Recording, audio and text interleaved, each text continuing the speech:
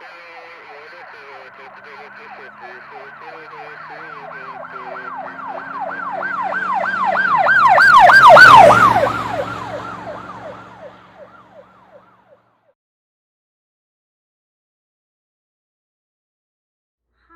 welcome to True Crime and Coffee, where we discuss true crime stories while we sip on our coffee.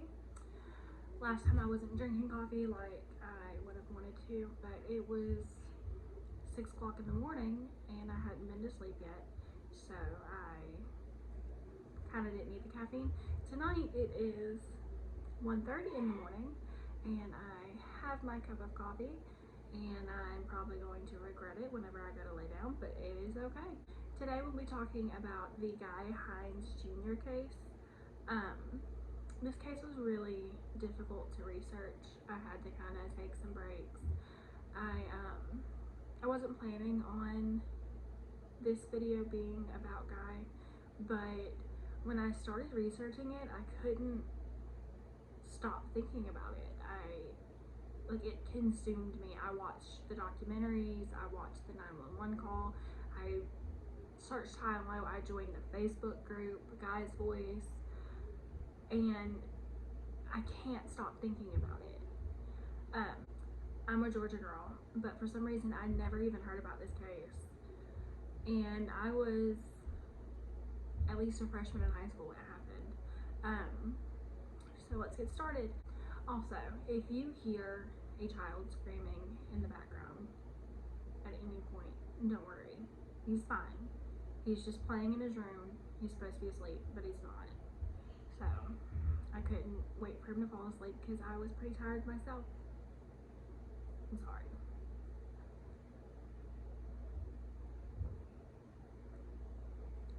Now, like I said, I searched high and low trying to find information on this story, and there was more information about the story itself than there was about Guy.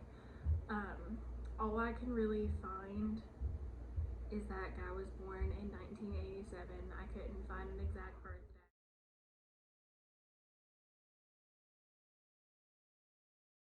Guy was living with the victims at the time of the crime.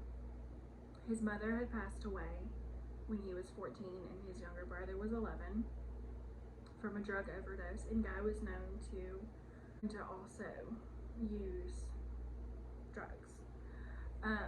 At the time, he was said to have been high during the conflict, but it really wasn't. He said he was, but like I said, there's not a whole lot that I could really find. From what I gathered, Guy claims that during the time of the incident, he was at a nearby state park smoking crack cocaine and enjoying his high. And that's where he was during the time frame in which everything happened.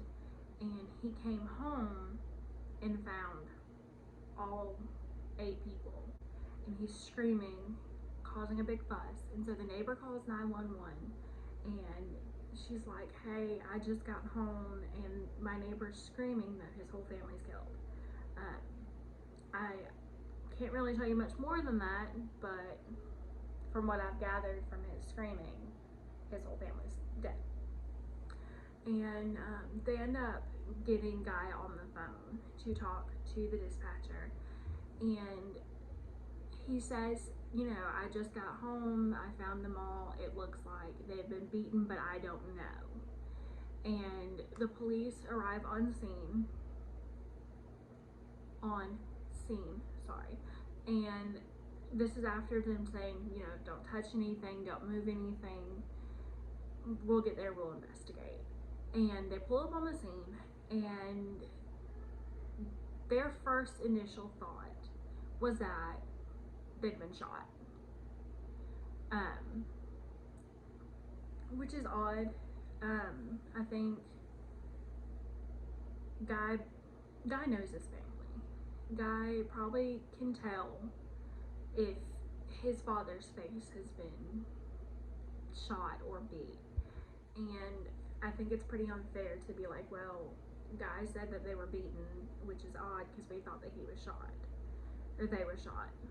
But they arrived on scene. They said it looked like they'd been shot. They walked around the house, which was noticeably messy. Keep in mind, this is a small, maybe single wide, double wide trailer in a trailer park, and there's 10 people living in it. All of the victims were living there. Guy was living there, and a 3-year-old child was living there. They found the 3-year-old child. He was pretty severely injured, and he was taken to the hospital. And then 19-year-old Michael Toller, who had Down syndrome, was found and taken to a nearby hospital where he later succumbed to his injuries, unfortunately. The 3-year-old did survive. Some people said that he suffered like severe brain trauma, but I've also read that at the time of the trial, he was a happy, healthy 12-year-old boy. So I'm not really sure, but at the scene was Guy Heinze Sr., Rusty Toller Sr., his 4 children, Christy Toller, Russell D. Toller Jr., Michael Toller, Michelle Toller, and Toller's sister, Brenda Falcon, and then Christy Toller's boyfriend, Joseph L. West. Obviously, as a 3-year-old victim, their name's not going to be released, so I didn't see the name of the 3-year-old victim even in the court transcripts, especially since he wasn't really charged for that death because the kid thankfully didn't die. But they ended up bringing Guy in for questioning after they kind of combed through the scene, and they were like, you know, what were you doing? Why do you think they looked like they were beaten? Why did you say they were beaten? What were you wearing? They even stripped him down and tested his clothing, and he had blood from 3 of the victims on his shorts.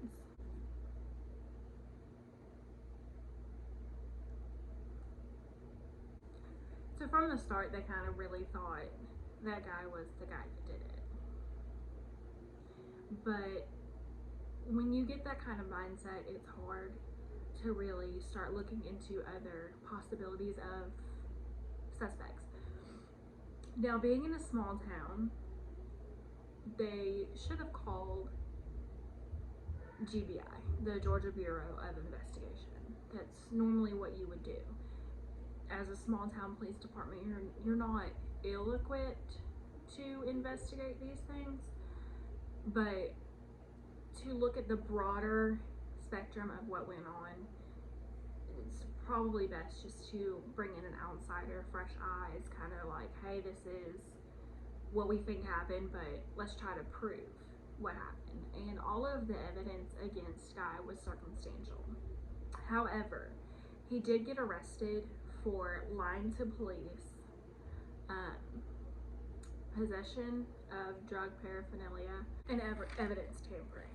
Now, he got the evidence tampering charge because there was a gun in the closet that Guy believed was hot or stolen. So he took it out of the closet, the master bedroom closet where his father and another victim was laying, and put it in the trunk of his uncle's Mercury, which he arrived in. Now, I think it is worth mentioning that it was his uncle's Mercury because earlier on August 28th, he and his uncle drove to his uncle's half-brother's house and brought him some flyers, and the half-brother specifically said that the uncle never lets anybody drive his car, not even like him, his half-brother. So for Guy to be driving it is suspicious because why would he let him drive it out of nowhere? Now, guy having that car, guy hiding the gun, which in trial was proven to be owned by someone in the home. The blood on his shorts, and the fact that he had said that the family was beaten to death, even though the police originally thought that, they were shot, was enough for the police to say, hey, yeah, this is our guy, let's arrest him. So right after he got out on bond for those other 3 charges, they served him the warrant for his arrest. Now, he serves jail time for 4 years for this crime before he was finally taken to trial. During this time, his attorneys had investigators working, trying to disprove what the police had said, and pretty much prove that, you know, this wasn't the best as far as police work goes. And they uncovered the police really didn't do a very good job investigating. They didn't wear their full body suits that protects cross contamination. It protects the officer. Some wore their booties, but not really. So it was noted that blood was transferred from one room to the next. When asked if there was a clean area for them to put any of the evidence so that way it didn't get contaminated, the officer that was being questioned or that was testifying at the time said there was no place to put it. And during the documentary that I watched some of the body cam footage, and there really wasn't. I mean, to be fair, there wasn't really anywhere to put the evidence, but I feel like if you're an investigator and this is a big case like this, set up tables outside, put up tents, put up tables, you know, bag them like you're supposed to, take them outside, get a crime lab to go thing, to go thing, and do something other than just say, sorry, there's nowhere to put it. They missed a bloody shirt in the bathroom. There was evidence found by the attorneys and investigators that there had to have been at least 5 people involved in this, because it was said that guy wanted pills. He got into an argument with his family over pills, and they wouldn't give it to him, and so he went and got high, and I hate saying it, it's really so awful. He got high and he went and beat all of them to death. And for that to happen, one by one by one, someone's gonna wake up. Someone's gonna wake up, someone's gonna fight you off. And to have only one person had defensive wounds, and they weren't even very serious defensive wounds. The examiner said that it was a shallow wound. So they weren't fighting you off. The weapon was said to be a barrel of a shotgun. They never found it. They missed evidence where the cousin was actually held down. There's handprints on her legs from being held down, like blood handprints on her pants. And there's evidence that, you know, her face was covered and she was beaten, and then she got cross-contamination blood from another victim. How does only one person try to fight you off out of 8? Really 9 if you count the 3-year-old. It just doesn't happen. They never found the murder weapon. I'm not gonna say whether or not I believe he's guilty or innocent. He was found guilty. He was sentenced to life. They are working on an appeal. But if I was a jury and it was my job to decide whether or not this man goes to prison for the rest of his life, and in order to do that, You have to find without a reasonable doubt. I mean, 100% this man is guilty. He did the crime. Go to jail. And I just can't do it. I can't say, yeah, based off the evidence that you gave me, guy did it. He was hysterical in the phone call when they called police. He didn't have any idea what happened. The blood on his pants from the three victims could easily just be from him checking on them. Now, they brought in during the trial a former coworker that testified that a month, couple weeks before Guy's whole family was killed, Guy came to work and had said, I'm gonna kill him. And he got into a fight with his dad. His dad didn't want to pay him. I think he was wanting to use the money to buy a fishing boat and a couple of other things, a new house or something like that, but didn't want to give Guy any of the money. Now, this money, I do believe, I don't have any concrete evidence, don't quote me, but Guy's dad was going through a civil suit worth 25 grand at the time of his death. Now, he won this suit, but the suit was under appeal. So even though he won, he hadn't gotten any of the money yet. So I believe that that's what's being referred to when it was said that Guy was mad. But the attorney for Guy ended up disproving that and saying, hey, Guy hasn't worked there since 2008. You're claiming this was in August of 2009, but there's no way. He was like, why'd you wait a year to call this in too? You're just now telling us this right before trial, pretty much. But he supposedly said this. If he really said that, don't you think you would have called it in sooner? And he was like, I'm a preacher. I don't need fame. I don't need to be here for my name to get out. And the whole thing was just, then obviously the state prosecutor was like, hey, that's badgering. Good.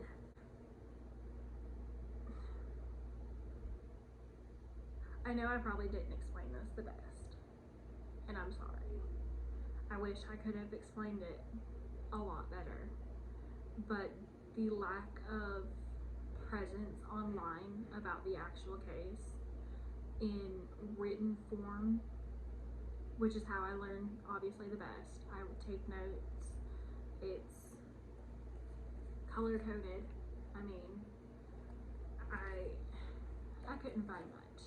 And the things that I could find were just news articles and clippings from the trial. There was little tidbits about the family in remembrance, which I 100% believe that people should go read, because it's sad that this is the defining moment. This is their legacy.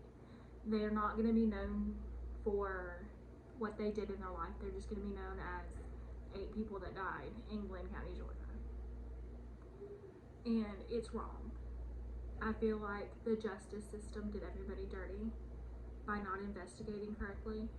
Even if Guy did it, I can't say he did, I can't say he didn't. There's evidence where I'm really just like, maybe, but there's evidence where I'm like, no. He didn't have a solid alibi.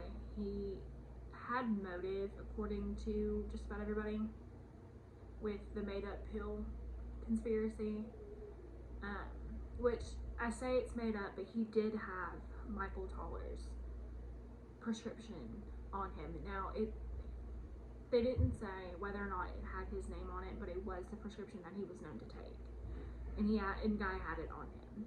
But I listened to the 911 call, the desperation in his voice. I don't know what it's like to get high. I don't know what it's like to get high, get sober, come home and find your whole family's been slaughtered, thankfully. But I don't think that if you were to go and do something that heinous, that you would just forget it. And Guy sounded genuinely upset. The whole thing hurts my heart. I mean, the family is living in a small trailer, in a trailer park, in the middle of South Florida somewhere. All together. There's beds scattered everywhere, people sleeping everywhere. There was a body found in the kitchen. And I don't know if that's because that's where they slept or if they were trying to be saved. Or if they were running. They could have been running. But there was like 5 beds in the living room. There was like 3 or 4 in one of the bedrooms. They're all crammed together. None of them were really said to have jobs, except for a couple of them worked on a fishing boat. So they didn't really have a lot of money. But somehow Guy had $400 and like $90, something like that. And he had $300 and something on him when he was questioned.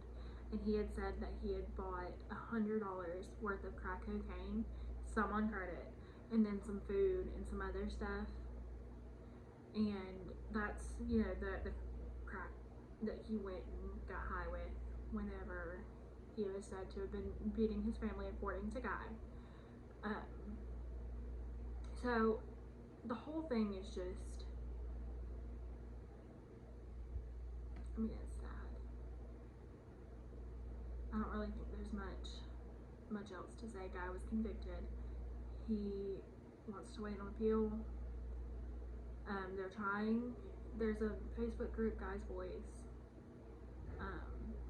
I feel like he should try. I feel like he was done dirty. If they could find more evidence that says, yeah, Guy definitely did this, then that would make sense. But the whole investigation was shot. And I keep saying that. I know I keep saying that, but I know this probably wasn't the best video. I know this probably isn't the best video I'm going to record. And I apologize. I dug up as much as I possibly could about this case. But like I said, there really wasn't a whole lot. I read some of the information from the trial, but the trial went on for a very long time. Like I said, I watched the documentary, and in the documentary, they interviewed some of the jurors, and they said that they would wake up at about 5 o'clock in the morning to get ready for the trial, go early in the morning, and then not be done until 8, 9 o'clock at night, and then have to do the same thing over and over. And this took, I think they said 2 or 3 weeks. And then obviously deliberations take some time, and the whole thing was just exhausting for them. I know they're probably not going to release all of the transcripts from the trial to the public, even though there was news stations and all that there, and even the news reporters that were there found the guilty verdict crazy. They said he was surprised, they didn't understand. But I'm not a juror, they weren't a juror. There's no way to really know what went on in that room. I do know that at one point they actually excused a juror because they were becoming aggressive and it was making the other jurors uncomfortable. So they excused them and brought a new one in, and they had to go back over all of the testimonies and the evidence and all of that, and then finally came to their verdict. So it was a very exhausting process for everybody. I wish I could have found more, but there's only so much that there's really only so much to talk about within the case itself, the investigation, what was found, without going into really gory details. And I don't want to think of their family like that. I don't know them personally, but I know they probably don't want to think about their family like that either. So I'd rather not talk about those kind of details. If you want to learn more, you can join the Guy's Voice Facebook page. It is ran by Guy's girlfriend. It talks about their appeal and how Guy's doing and things like that. I didn't go far back enough on the page to really see like the details of the case itself, but there was a lot of people showing support for Guy and his brother and his grandmother, because that's the whole family at this point. That's all that's left, unfortunately. hopefully I was able to shed some light on this case. If you would like to research it, like I said, go look it up. The Facebook page. The documentary is called Life or Death Row. It's available in the UK. I had to kind of find a way to watch it. It was kind of difficult to find, but it was worth watching. If you have any more information on this that I didn't share, that you would like to share, please comment down below and let me know. Don't forget to like and subscribe. Let me know also if there are other cases you would like for me to go over. Hopefully you enjoyed your coffee. I know I did. If you didn't drink coffee, you should probably drink water. Water's good for you. Drink more water. Don't forget to make good choices, and I will see you in the next one. Also, don't forget, at some point I do plan on starting a serial killer series where we go through all of the serial killers in different states. The first one I've got coming up is for Alabama. Just haven't sat down and recorded it yet. I do plan on doing so soon. But don't forget to stick around for that.